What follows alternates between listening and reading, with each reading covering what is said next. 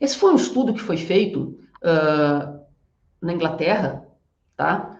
Ah, não, mentira, esse foi feito nos Estados Unidos, e ele mostrou que se eu consigo fazer um automonitoramento e um controle rigoroso da glicose, então a gente só controla aquilo que a gente mede, por isso que o automonitoramento é necessário. Como eu falei com vocês, se você não olhar seu saldo bancário periodicamente, você vai ter um descontrole glicêmico, e o que vai acontecer? Não, o descontrole glicêmico, não, você vai ter um descontrole financeiro, e você pode gastar mais, ter que pedir um financiamento, pedir um empréstimo no banco, e aí vai. Então, a gente, a diabetes também é a mesma coisa. A gente tem que ter um controle rigoroso. Então, a gente só mede aquilo que a gente controla. Se eu consigo fazer esse controle rigoroso e ter um controle, o diabetes controlado, eu tenho 76% menores riscos de retinopatia, de perda de visão. A retinopatia é o maior, que faz a pessoa perder a visão sem ter trauma, sem ter alguma doença pré-instalada, né, de visão mesmo. 50% de nefropatia, a gente tem que lembrar que 30% das pessoas que estão nas máquinas de hemodiálise hoje são pessoas que estão com nefropatia e são diabéticas, tá? E 60% da neuropatia. A gente sabe, assim, pessoas que moram na zona rural, por exemplo, às vezes, muitas vezes elas pisam em um graveto, pisam num prego, pisam em alguma coisa, elas não sentem que machucou o pé. Então, a gente tem que orientar esse paciente a usar meia branca, porque se o pé sangrar, você vai ver. Eu escutei o podólogo para pós-graduação de podologia também, já escutei de podólogas falando, eu tinha um paciente, ou meu marido, às vezes, eu descobri que ele estava com neuropatia diabética porque eu senti o sangue na meia preta dele, que passei a fazer usar meia branca. Meia 100% algodão, para evitar meias sintéticas, você vai transpirar mais, pode criar ali uma proliferação de fungos e bactérias, e vai ser prejudicial. Então, vários detalhes, gente, vários. Tem tanta coisa para falar que nesse tempo que a gente tem aqui hoje não dá para falar tudo, mas tem tanta coisa para falar que vocês não têm ideia. Esse aqui foi um estudo que foi feito durante 20 anos no Reino Unido, e ele mostrou também que quanto melhor essa controle da hemoglobina, redução da hemoglobina glicada, menos complicações a gente vai ter ao longo do tempo, como nefropatia, neuropatia e retinopatia. Olha para você ver o que ele mostrou. Eu tenho 21% de redução de mortes. Se eu diminuo 1% da hemoglobina glicada, eu diminuo 21% de mortes relacionadas à diabetes. Eu diminuo 37% das complicações microvasculares, como a nefropatia. Eu diminuo em 14% os infartos. Eu diminuo em 43% as amputações. Né? A gente tem que lembrar que o maior nível de amputações de membros inferiores é devido ao diabetes. Né, sem ter casos de machucado antes, e a gente diminui também ali 12% do surgimento de AVCs em quem tem diabetes. Então, se eu diminuir, se você consegue controlar, atender seu paciente, fazer com que ele tenha uma adesão ao tratamento adequada e diminua 1%, olha o que você está fazendo para ele, 1% da hemoglobina glicada dele. Olha só benefícios que você está levando para o seu paciente. Se a gente for olhar a evolução do automonitoramento, a gente vai ver o quê? Antigamente, né, não tinha fitinha. Era usado o quê? A solução de Benedict, que era o quê? É uma solução com cobre. E essa solução, ela é azul, né? Quando você colocava a urina, quanto maior a quantidade de glicose existente nela, você tinha que aquecer. Quanto maior a quantidade de glicose nela, mais escura ela ia ficando. Então, era um teste que, qualitativo e não quantitativo. Depois surgiram as tirinhas, né? De fazer teste de glicose na urina, que você coloca, igual aquelas tirinhas de pH, que a gente usa na faculdade, usa para um trabalho também em laboratórios e tal. Você põe ali e vai olhar a coloração que ficou comparando com uma tabela. Só que essas também elas são semi-quantitativas, mas elas demonstram o quê? A gente sabe que a glicose, quando está na urina, ela já estava no sangue há 2 horas atrás. Então tem um delay ali, tá? Dessa glicemia, da glicemia, da glicosúria para a glicemia.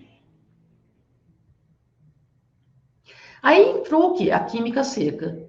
A química seca, ela viu que ia mudando, assim, então começou com a fotometria, que se você conseguia ver, mas assim, a química seca, você via ali a cor, mas dependendo da luz da sala que você estava, da acuidade visual de quem estava interpretando o resultado, você podia ter o quê? Resultados diferentes. Então, tudo isso interessante, né, saber. Aí começaram a introduzir o quê? Os biosensores. Os primeiros biosensores, o biosensor é o quê? É um dispositivo que consegue medir uma reação biológica ali, ou química, e vai transmitir esses sinais, que esses sinais vão ser o quê? Vão ser traduzidos em números que a gente vai conseguir ler. Então, são os medidores de glicose que a gente tem hoje, de glicemia capilar, são biosensores. Então, aqui a gente está mostrando aqui no quadrinho aqui, tem as cruzinhas vermelhas, bolinha verde e tal, tem os triângulozinhos azuis que estão representando a glicose. Então, tem várias substâncias no sangue. Eu tenho medicamentos, às vezes, eu tenho as hemácias. Como eu falei para você, tem proteínas plasmáticas, tem várias das coisas que podem interferir. Eu tenho a tirinha, nessa tirinha está impregnada uma enzima que vai reagir com o meu determinado produto que eu quero medir no final. Ali tem uma enzima que vai reagir com a glicose. Eu vou passar por um transdutor. O que é um transdutor? É um medidor, ele vai traduzir um tipo de energia para outro tipo de energia e vai traduzir isso em números. Então, esse transdutor faz essa transferência de energia ali, muda a energia, que passa para um processador e vai mostrar no display qual o valor que eu tenho de glicemia naquele momento. Aí vieram os biosensores fotométricos, que eles veem o quê? A mudança de coloração. Se vocês devem lembrar aqui do Accu-Chek Active, eu acho que é o único que existe no Brasil hoje que ainda é fotométrico, ele acende uma luzinha embaixo, então a gente tem um quadradinho verde, que a gente tem que pôr o sangue ali, aquele sangue passa ali, aquele sangue tem um filtro, porque antes, as primeiras tiras que tinham, as tiras tinham que ser lavadas, para você ter ideia, para tirar a interferência da célula vermelha. E essa lavagem da tira levava a resultados incorretos também, né?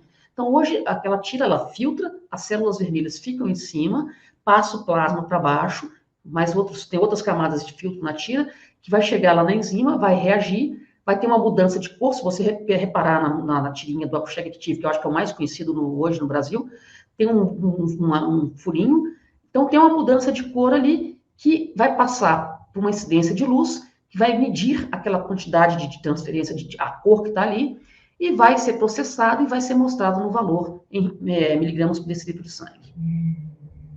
Depois vieram os biosensores amperométricos, que medem o quê? A gente sabe que toda reação química, ela gera o quê? Uma mudança de carga elétrica, não é isso? Quem está estudando e está com a cabecinha mais fresca vai lembrar disso.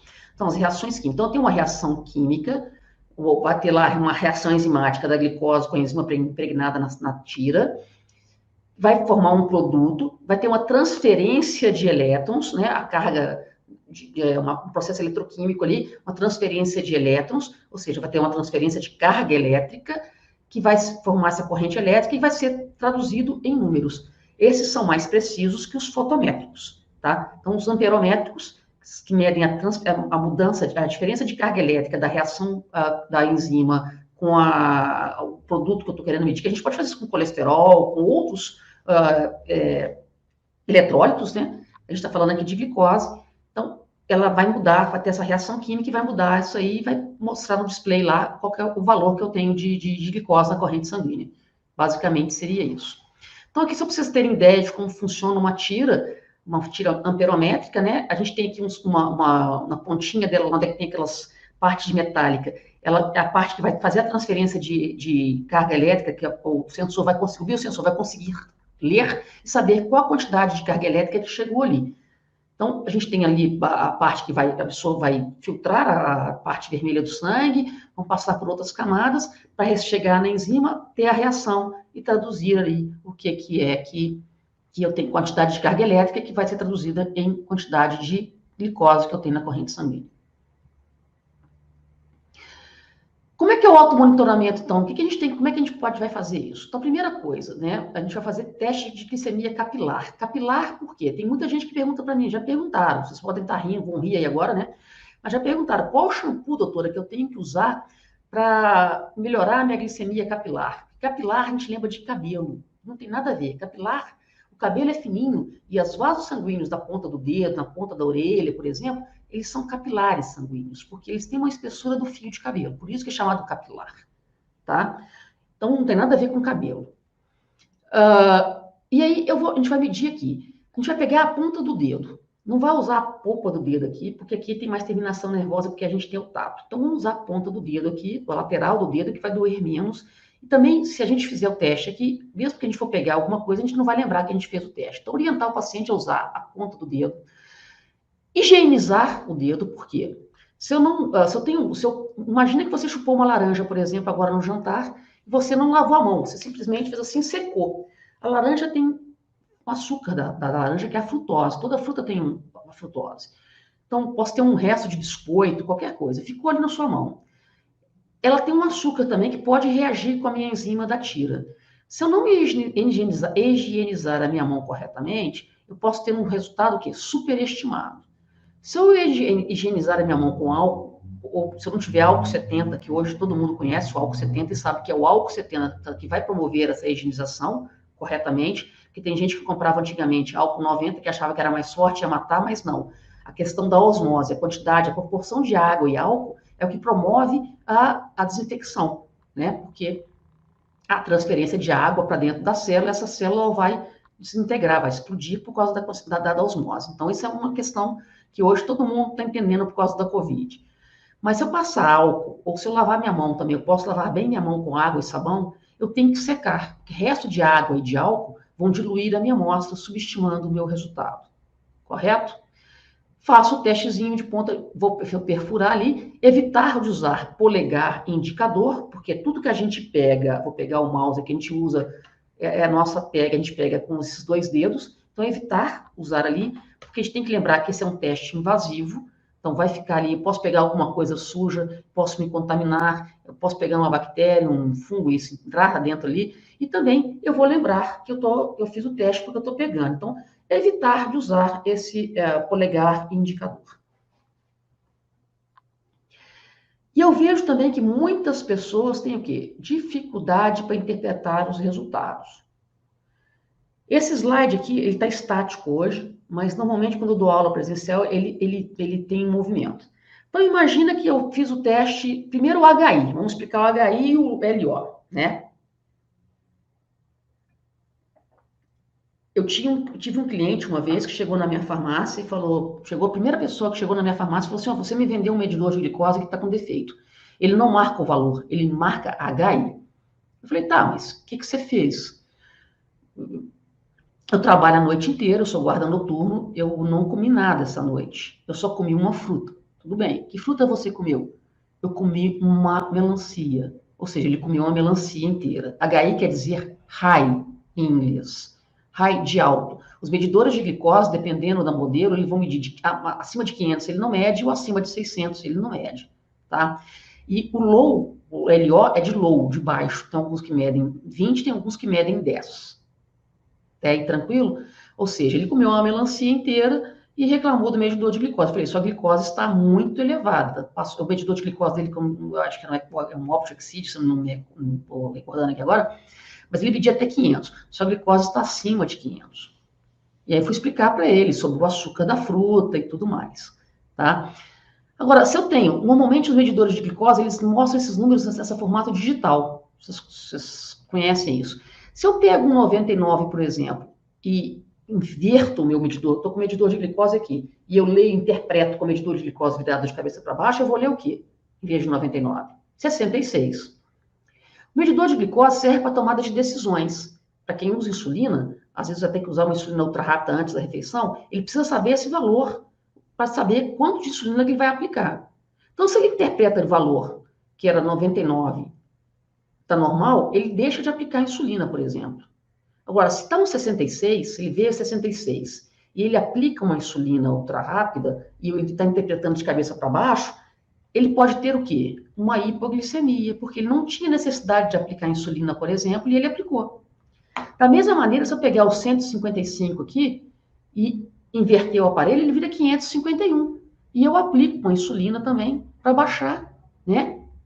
No 66 eu acho que eu estou com hipoglicemia, desculpa, eu vou me ingerir mais carboidratos do que necessário, às vezes não aplico insulina, mas vou ingerir mais carboidratos, tenho uma hiperglicemia, e se eu interpreto o 155 como 551, eu posso aplicar insulina ultra rápida e ter uma hipoglicemia. Também já aconteceu isso comigo no balcão. Tudo que eu vou falando para vocês aqui foi a experiência que eu tive, gente, ralando a barriga no balcão da minha farmácia. Vou falar assim, rasgado mesmo. E é isso que a gente tem que usar as coisas que chegam para a gente aprender.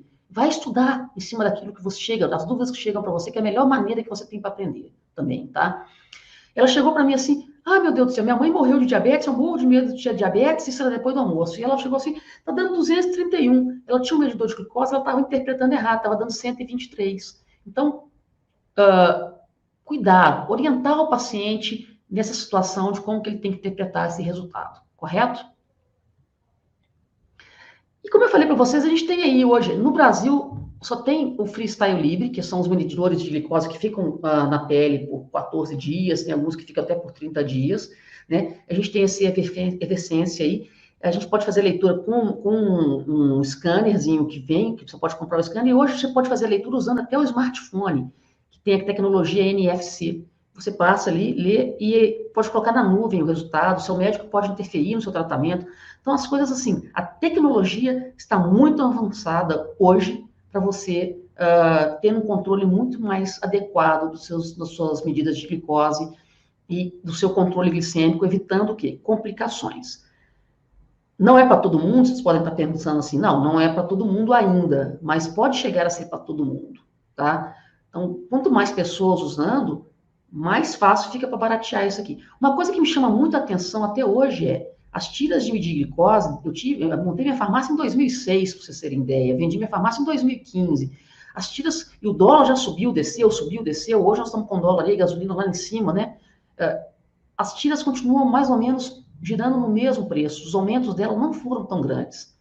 Então a tendência é que as tiras fiquem mais baratas e também que os medidores, esses sensores também podem baratear ao longo do tempo. O Freestyle Libre, por exemplo, ele tem o mesmo preço de quando ele foi lançado, acho que há 4, 5 anos atrás, se não me engano.